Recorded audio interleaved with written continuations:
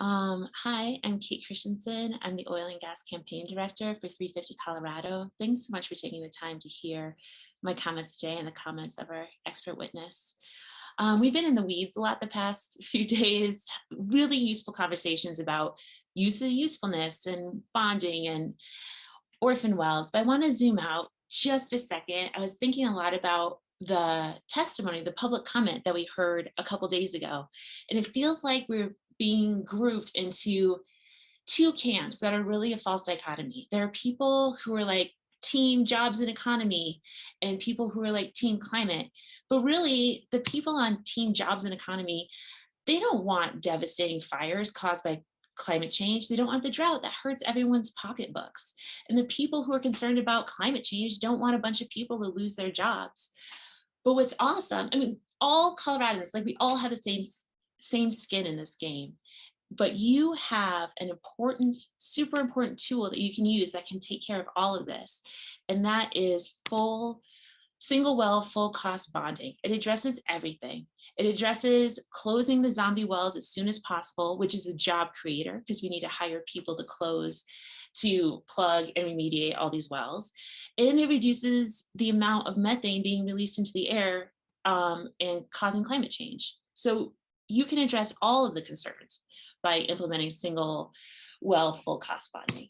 I'm going to get back into the weeds now with some of the COGCC staff recommendations that actually support our argument. The cost benefit regulatory analysis was released October 29th, and it states that the qualitative impacts of these rules may be among the most important impacts of the rules.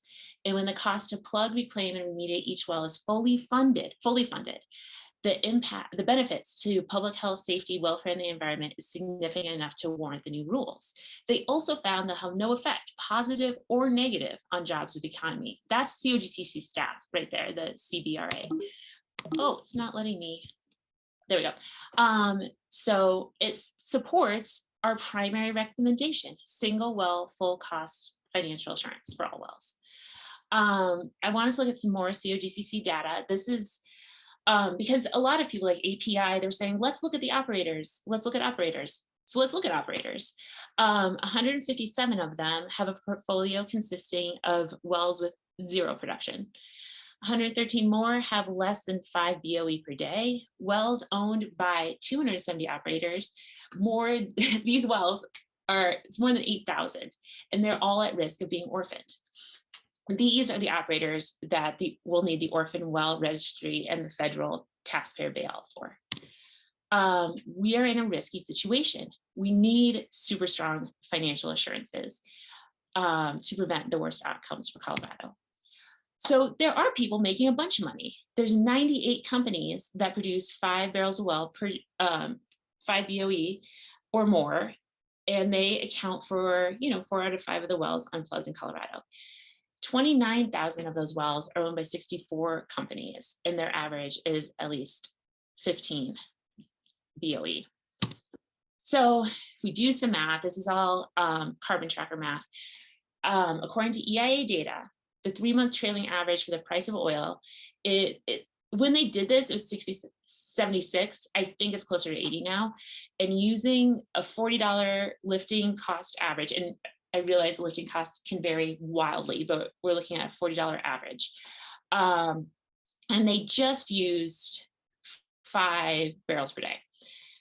Each well from these companies that are making money, not the ones with the zombie wells, but the ones that are making money, would produce over $65,000 in free cash flow in 1 year. In 2 years, they would produce as much cash as carbon trackers average for expected cost to plug wells in Colorado, which is about $140,000. These wells can pay for their own retirement.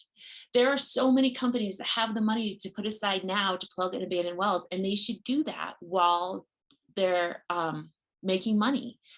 So please don't fall into the trap of like, oh, we have this federal, $93 million coming. If we kick the can down the road, these wells will not be making the same amount of money. They need to save for retirement now. Oops, there we go. So there's a lot of points of agreement we have with different groups. Full cost bonding at new wells and transfer, absolutely. You're hearing that again and again and again. And tier 3, No, that's super problematic. And you've been hearing about that again and again.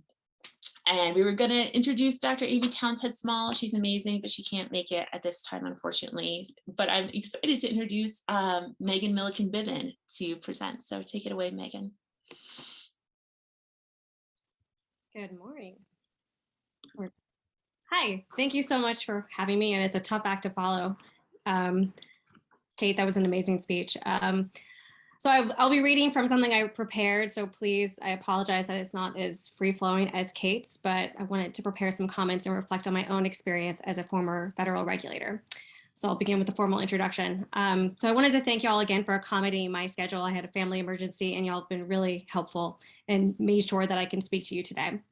So again, my name is Megan Milliken Biven, and I'm speaking on behalf of both the families living on the fence lines of our energy producing infrastructure and the bureaucrats charged with policing that infrastructure.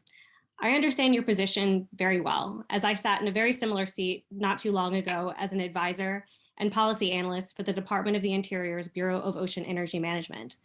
I too was charged with helping the government walk the tightrope of orderly production of our nation's oil and gas resources, with the physical and financial risk those activities can inevitably impose upon the public.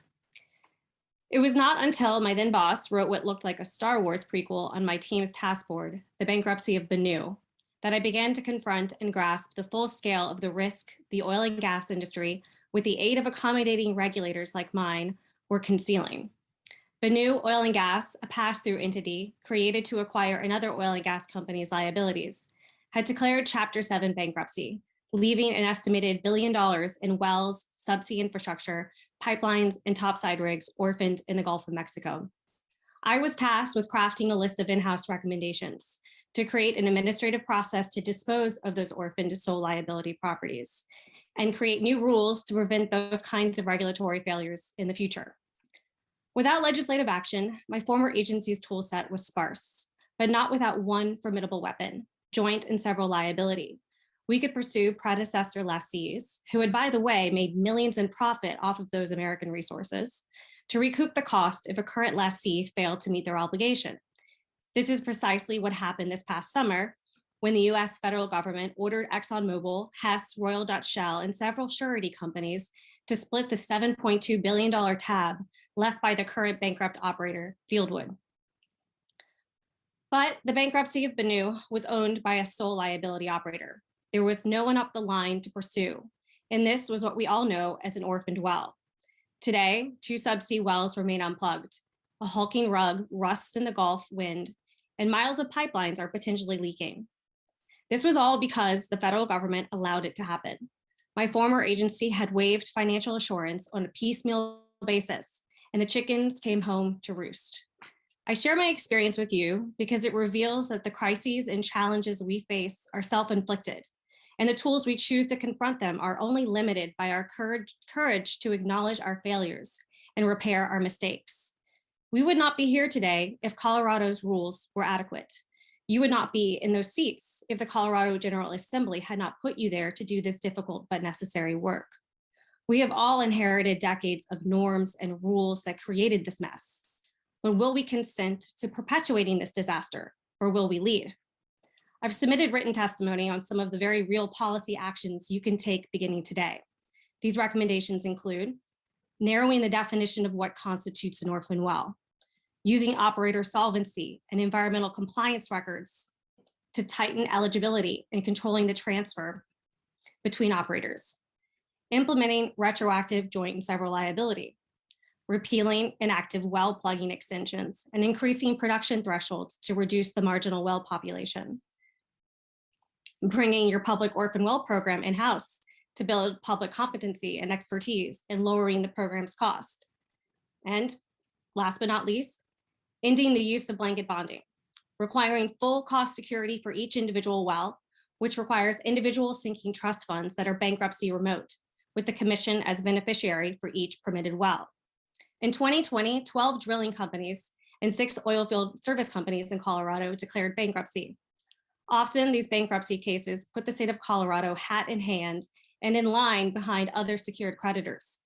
The creation of sinking trust will ensure that real money is being put aside for future asset retirement obligations. and that those funds will be beyond the reach of bankruptcy processes. Only you have the power and the tools to protect Coloradans. The only uncertainty we face today is whether you will have the courage to exercise that power and lead. Thank you so much.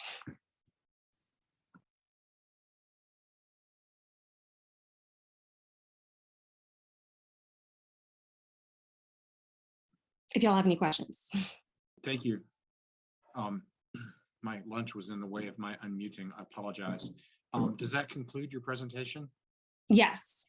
So we have plenty of time for questions. Yeah. And once again, you're a fast talker like some of the others. If you could go back to your recommendations and move through them in a little slower pace so that the I'm so sorry. can understand. No, not a problem. And I know you don't have a ton of time, but I can now ask a question and it doesn't count against your time. Okay, perfect. So if we could start to share again and just go to the recommendations component Sure. of it. Sure, absolutely. Yeah, just a second. For some reason, I feel like I'm having a hard time going backwards on slides. So it's just going to take me just a second. Well, I can repeat them real quick. Well, not quick. I apologize. I'm Caitlin, so I have a tendency to speak fast. So the first recommendation is narrowing the definition of what constitutes an orphan well. It is my understanding that the state of Colorado includes operators that are unwilling to plug and abandon their well. That strikes me as an inappropriate word to have in your official definition of what constitutes a well. Just because someone doesn't want to do something does not remove that obligation. Okay. So that's my first recommendation. The second is using operator solvency. And so by that, I mean whether there is enough production remaining in the well to finance its own decommissioning, and looking at all of their wells collectively to determine an operator solvency, whether they are, just scraping the bottom of the barrel, to use a metaphor, and they're past their economic limit, to determine whether they should be producing oil and gas in the state of Texas, whether they have the funds and whether they have the production to do what they need to do at the end of those wells' lives. And also environmental compliance, performing routine audits to ensure that they are responsible operators, and pairing those two metrics to determine, which companies should be operating in Colorado. Retroactive joint and several liability. This is pretty self-explanatory. It's basically a tool that allows you to go to prior operators. Just because one company sold to another company does not mean that they should be off the hook. They made money from those Colorado wells. They should be on the hook as well, and that you should not be left holding the bag. And that will also change the way that companies operate. If they know that there is no way to escape those liabilities, just like on federal lands and federal waters, and on certain states like California, then they will not create fake entities to pass through their depleted wells. Sorry, I'm gonna take a sip so I don't have that weird sticky sound when I'm talking. Okay, the next one, repealing inactive well plugging extensions. I'm not extremely versed on Colorado rules, but I know most states have several options to forestall plugging obligations, which are usually, within 6 months of ceasing production.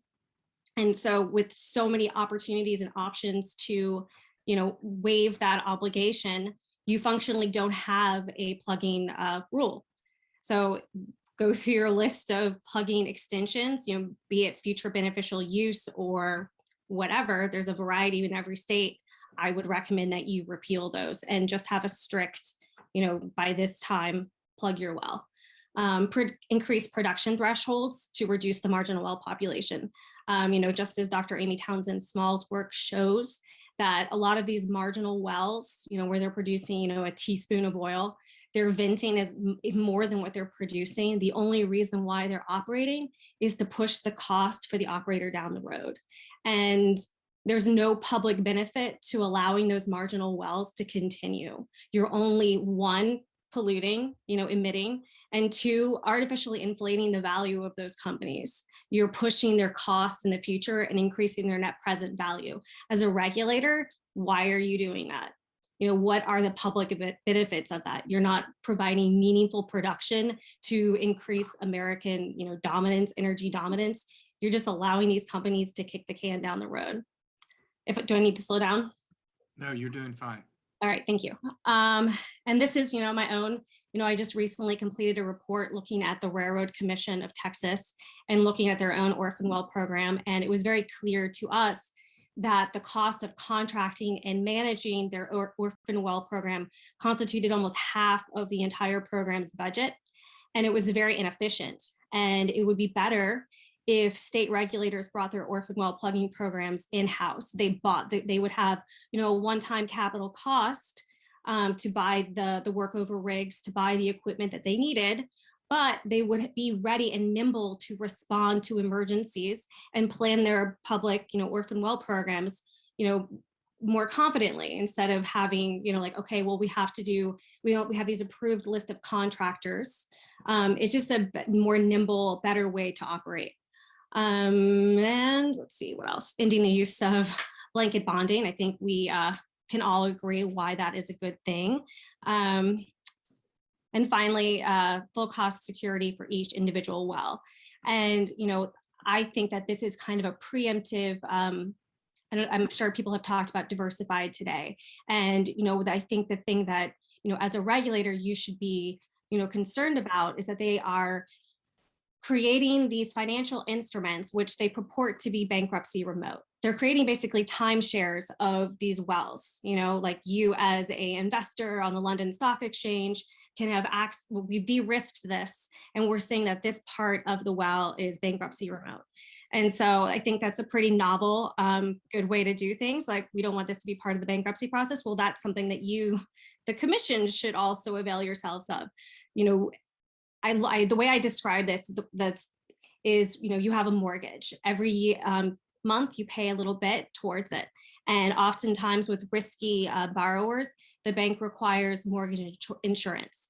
So I would recommend for new operators, especially, require a full cost bankruptcy remote trust fund, but also require, the surety bond. And as you vest that trust fund over the life of the well, you can decrease the amount of that insurance, that surety over the life. We all have to pay for retirement. We all have to save. And these are real tools that, would be easy to administer and, protect Coloradans. So I'll just ask a couple of questions. Thank you for revisiting your recommendations. So starting at the end with the full cost bond for all the wells, you noted in your presentation that there are approximately 8,000 wells that are at risk of being orphaned because they're either zero producing or they're very, very low producing. And so while it would be great if we could all, have all the wells, saved for retirement, this is like my, 80-year-old mother, and she's not had put any money in the bank for retirement. And if I go to her and say, you need to set aside all the money that you need for retirement right now, how do you anticipate these wells that are low producing or no producing and the operators associated with them finding the money for retirement? I know it's easier to find the money for the big producers, right? And potentially for new wells, but I'm still struggling with that balance. Sure. That's a very great question. And that is why I clarified, for the new operators, this would be the appropriate tool. I would recommend for these set of wells, an industry-wide fee. You can have your list of orphan wells that you plug, and you send the bill to the industry, because the alternative is that it goes to regular Coloradans. Again, by allowing them to marginally produce for years, you have created this risk. And so that is why I also recommend to not allow them to produce for years, because you increase risk.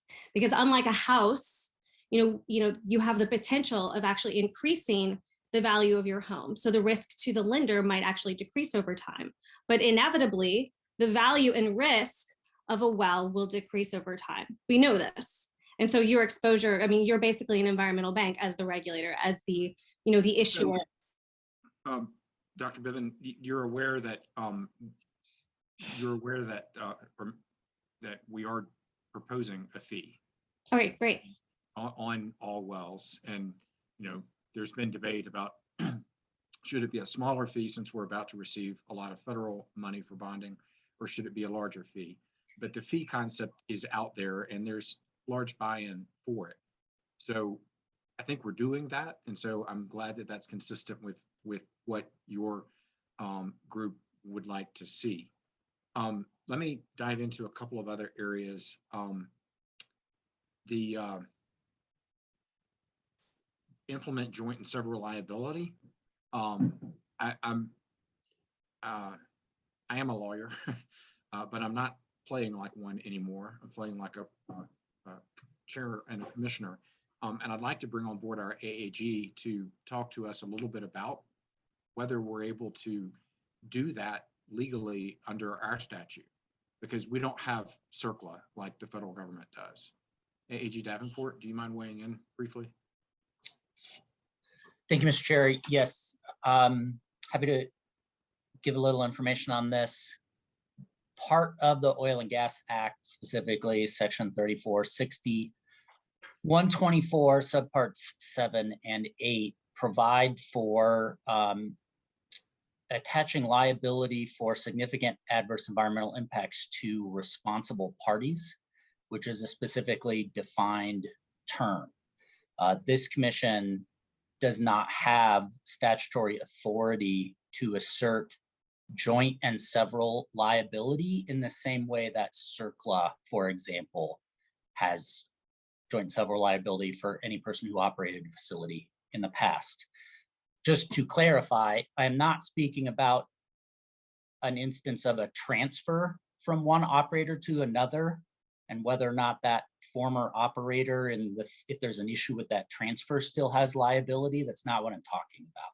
Talking specifically about the issue of joint and several liability as it's used in the context of CERCLA, for example. And so, Sure. and I'm going to let you answer, but let me just preface. So we are, as part of our regime, looking hard at ensuring that any future transfers have full cost bonding or are bonded up or are protected, so that moving into the future, we're trying to protect against building on the problem. So with that, I'm happy to hear back from you, Ms. Biven, now that you've heard a little bit on that component of your thought process for solutions.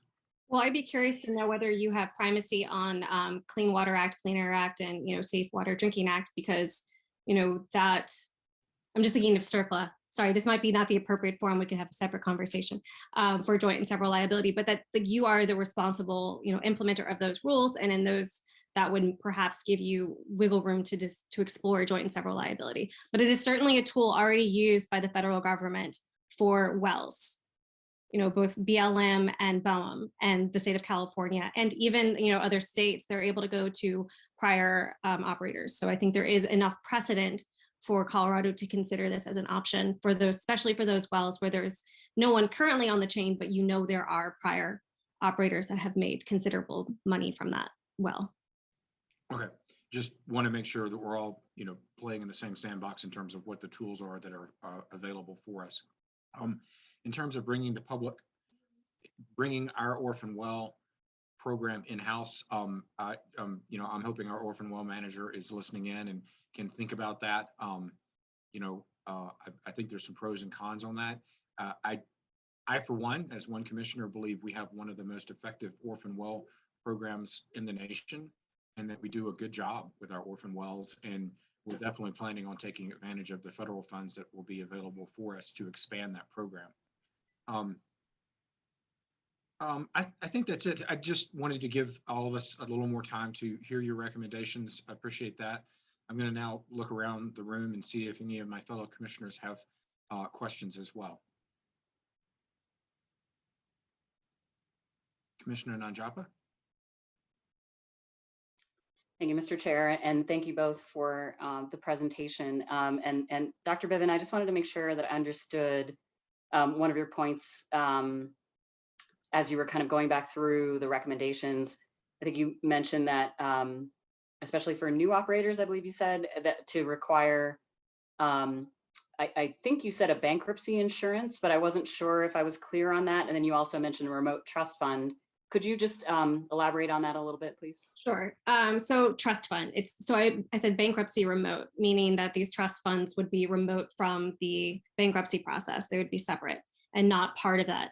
So yeah, just real cash on hand that the state of Colorado would maintain in a trust. And if they can either fully vest it at the beginning, or if they opt for a monthly payment or yearly payment, then they are also required to purchase a bond to ensure that there will be the full amount to clean up that well.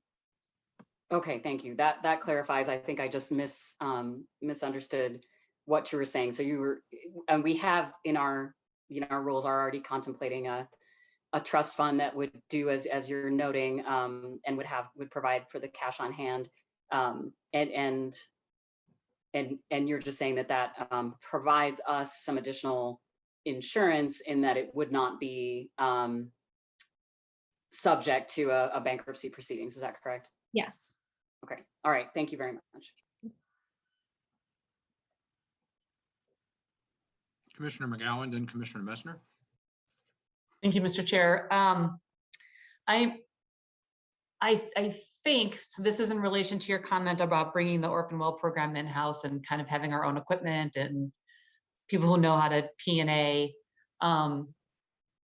I think industry also hires contractors to do the work for them. So I'm guessing that it is most efficient to hire someone whose specialty is P&Aing and doing that work versus bringing it in-house. I'm curious to know if you've done any sort of cost benefit analysis as to, over time, where the best cost savings is. And in general, I have a public service background and regulatory.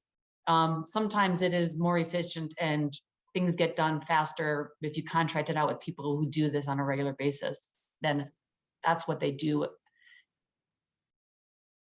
So I'm curious to know what your thoughts are and how you came up with bringing it in-house. That's going to be a better way to do it.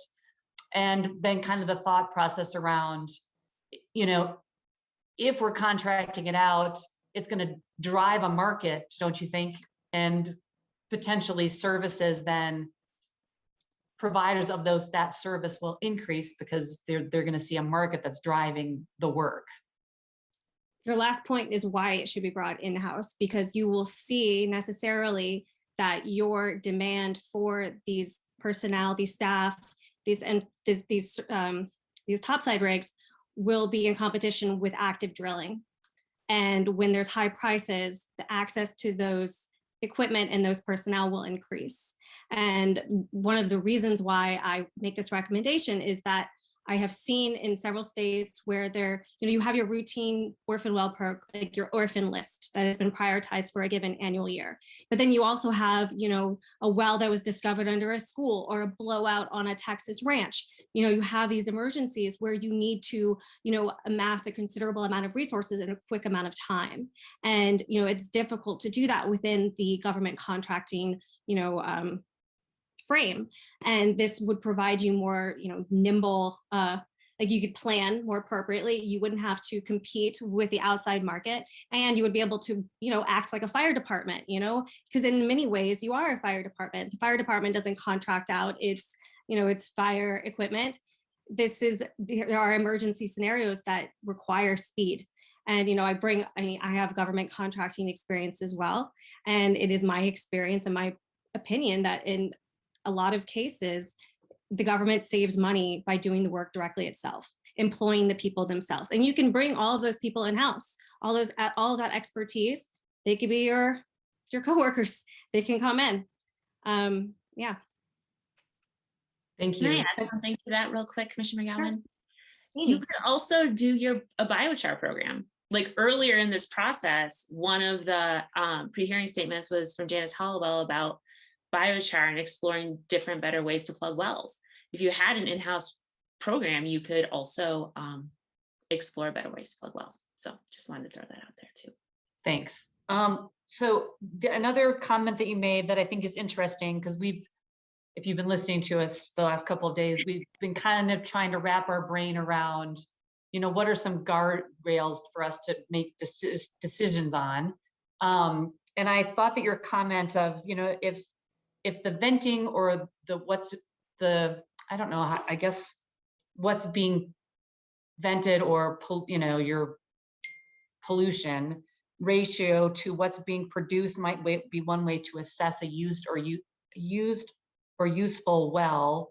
I am curious how you think that we might be able to measure that or put that together, because it's kind of bananas and basketballs. I'm not sure how. So that is referencing Dr. Amy Townsend Small work, who I think she's on there now, if you want to let her in, if you want to hear from her and ask her questions, where she talks about marginal wells. Like, are marginal wells, the question to ask is, are marginal wells actually producing energy for our country?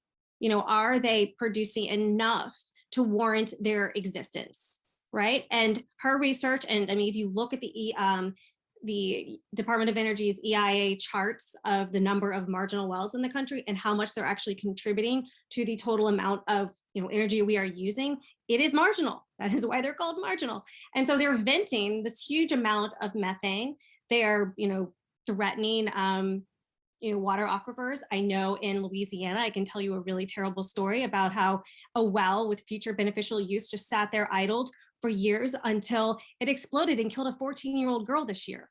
Do the public risk equal the sole benefits to the operator? Because that is the only one that is getting any benefit from these wells staying online, because they don't have to plug it today. They can push that cost further into the future. And I have yet to see a compelling case or argument for why we are keeping these wells going. So I hope I Ms. answered that Christensen, adequately. Ms. Christensen, I did bring in your other expert, Ms. Amy Townsend Small. Doctor, I don't I'm in the midst. Dr. Amy Townsend Small, my apologies. Dr. Small, I don't know if you heard the question, but if you did, if you'd like to weigh in, we'd love to hear from you. Hi, thanks for having me. If you wouldn't mind repeating the question, that would be great. Sure. So one of Ms. Milliken Biven's comments or recommendation was to try to figure out when a well is perhaps at the end of its useful life. Mm-hmm. And one way might be to look at a ratio of its production versus or compared to what it might be emitting. And I was just thinking that's two kind of different things to compare, and I don't know how you would create that. And she said that maybe you had some ideas about what that might look like. Yeah, I mean, my research has shown that marginally producing wells are emitting a larger percentage of their production when you look at natural gas wells or oil and gas wells. But I think what Megan is getting at is that the vast majority of wells in our country and in every state are marginally producing, which means that they emit or they produce less than 15 barrels equivalent of oil or gas per year or per day, sorry. And they contribute very, very small amounts of energy to our national supply. So, but they're the most prevalent type of oil and gas well in the country. So the fact that they are still categorized as producing is really just, it's just a, I guess I would say like a nomenclature issue. They're not really meaningfully contributing to energy supply. Sorry, could you repeat what kind of wells you were looking at when you were doing this study? I think you told me it was did we lose him? Marginally producing. Right, but are you just looking at oil? Are you looking at natural gas? Are you looking at? They can they can be oil wells or gas wells, or they can produce oil and gas. Okay, so regardless what they're producing, you think it's the 15 BOE? Yeah, that's right. So they can be producing oil or gas or both. Okay. That's how you define a marginal well. Okay, thank you. A marginal well. Okay. Yeah, sometimes they're called stripper wells. Okay, thank you. And I think my last question, although I've learned we shouldn't say last question, is for Ms. Christensen. So, you said tier 3, yuck, no good. So I'm wondering, based on, I don't know if you've been listening the last couple of days on what folks have been sharing in that, do you think tier 3 could be a possibility if we say, if you go into tier 3, you have to show us certain things? And I think that lots of people have put a laundry list of things that we could look at to consider what might allow us to use tier 3 as a path. So what, audited finances, production levels, things like that. And so I'm wondering if you have some thoughts and feedback about what you've been hearing and whether or not there's things we could put in place for us to be able to use tier 3. Honestly, I want to ping this over to Ms. Milliken Biven too, because I saw she had her hand up, but I honestly, just watching what's been going on with the previous rulemakings, and anytime we make an on-ramp or off-ramp, I forget which preposition you guys use, a way for oil and gas companies to skirt the rules, they will do it. They will find any sort of way to move around. So I don't know that it's worth the commission's time and energy. Like, if you require that laundry list, you have to go through it. Just do single financial assurances. Go ahead, Megan, sorry. No, exactly. What is the question for you, and what is easy to administer for your office? Because this is precisely the predicament that wound up with the bankruptcy of Benu in the Bureau of Ocean Energy Management. For years, what was the predecessor or the prior organization, the Marine Mineral Service before Deepwater Horizon, they waived financial assurance for different tiered companies. That is how we wound up with sole liability properties orphaned in the Gulf of Mexico that will cost taxpayers billions of dollars, because we created these guys are here, these guys here. It's too difficult to administer and it's easy to evade. My recommendation as a former bureaucrat is create a single set of rules that creates certainty for everyone, that is easy for you to implement. I am the ghost of Christmas future with the experience that we had. Thank you so much. Commissioner Najapa. Thank you, Mr. Chair. And Ms. Bivens, I just wanted to explore that just a tiny bit more. With those new companies that were formed, correct me if I'm wrong, but I think you said that was like in bankruptcy and in a reorganization.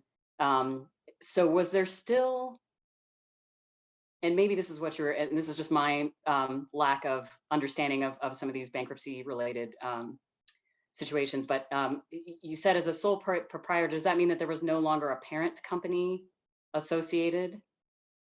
No, because federal waters and federal land have joint and several liability, the federal government is able to go to prior lessees. So this was a case where it was a sole liability company, because at some point this company had a lease with a tier strong company like Shell or Chevron. For whatever reason, that waiver was paid to their company. So they were not required to have financial assurance on their sole property. It created complexity for the agency, and they made a mistake in who they extended that waiver to.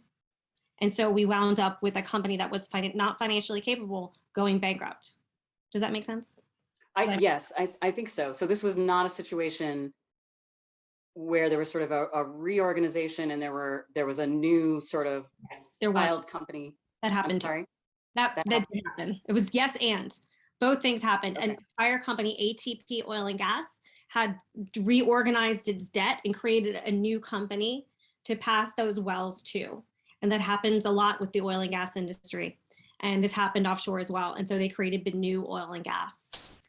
And yeah, because then that's difficult for the actual A lot of state agencies and the federal government have timelines where they have to prove the leases, they have to prove the drilling permits, they have to prove everything within timelines. And if you are creating all of these pass-through corporations, it becomes very difficult to administer and keep track of. So my recommendation over and over again is keep it simple. Okay, thank you. Further questions? Commissioner Messner? Thank you, Mr. Chair. Thank you all for the testimony. Just a couple of questions. Ms. Milliken Biven, I mean, as you have some experience, or sounds like years of experience in the oil and gas industry as a regulator, I wonder if, do you have examples of federal oil and gas operations, regulatory schemes, or state oil and gas regulatory schemes that utilize single well full cost bonding? Colorado, right now. Mm. No, right now, the federal government is going through rulemaking for financial assurance offshore. And that is certainly on the table. I've spoken to the director, I've spoken to other people. There has, the industry has the same lobbyist everywhere. And so I don't think you're going to find really good examples in the United States of full cost bonding. But it is certainly has been described by the EPA and the Safe Water Drinking Act as a tool for injection wells and other wells that's available to regulators. So it's been described previously, but I don't know if it's actually being used. I think it is an option available to regulators, but it is not required in most jurisdictions. But it could be. So I think you had mentioned that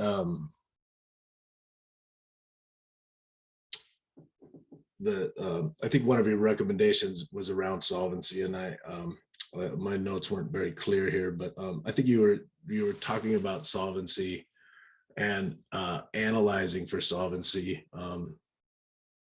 But I wonder if you could provide specificity as to the mechanisms that you might utilize in order to determine solvency. Of course. So, I assumed Colorado has a severance tax on production, some kind of tax. So you monitor production, you get production, information. I don't know if you monitor them in real time or you get some kind of report on a monthly basis.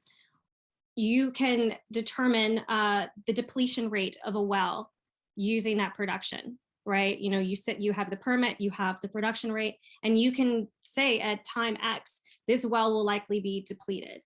And we know based on certain conditions that on this curve, there is a point at which this well's remaining production cannot fund its own decommissioning, plugging, and abandonment. And if you sum all the wells of a company, you can determine whether, hey, is this an insolvent well? Is it past its, it does not have enough financial security, it does not have enough whatever to actually fund its decommissioning, and pool all their wells and determine, I'm sorry, I'm kind of going in circles. You basically use their production rate, their depletion rate to determine if. Yeah, so, I think what you're suggesting is a production metric and a time metric. If you put those two things together, is that what I'm understanding? Yes. Okay. Those are my questions. I'm sorry. Those are my questions. Thank you.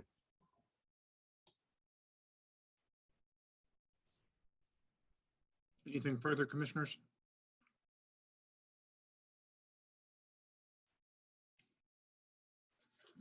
Thank you. I don't see further questions. Ms. Christensen, we want to thank you and the experts that you brought to us today. We have appreciated your commitment to our process, the written briefs, and et cetera that you filed, and it's very helpful to understand the perspective that you're bringing. So thank you. Was the fish taco good? It was really good. Maybe want a margarita. Thanks so much for all your work. I know it's been a long, hard process, and we appreciate the diligence and the time. And thank you again. And please know that we are available if you have any additional questions.